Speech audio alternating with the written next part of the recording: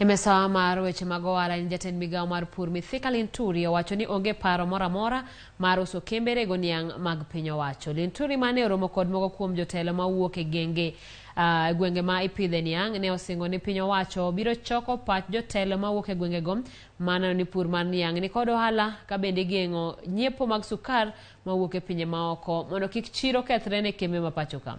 Jotelo mawuok e gwenge mapidho niang' ka otelnegi kod jaod bura ma Lugari na Bwera ne okwayo piny owacho mondo chop dwaro mane oket e lipot mane onono ohala mar pidho niang' ka gin kod geno ni kembe rego niang' 5 mag piny owacho ibiro jol kod yore duto mondo kik gipodhi. We are not going to privatize them.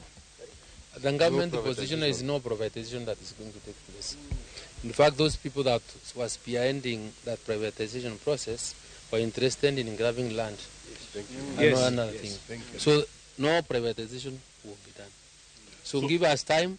Let us consult with the lenders from that area, and other lenders will give you the model which we want to apply in commercializing those factories or making the farmers be able to get good prices for their kit.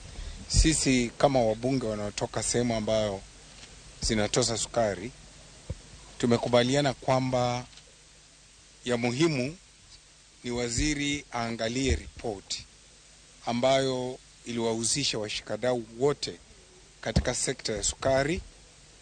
Tumekubaliana na yeye kwamba baada ya kuangalia katika hiyo ripoti ataangalia sehemu ambazo anataka tushughulikie kwa haraka, na ataita mkutano mwingine baada ya siku 14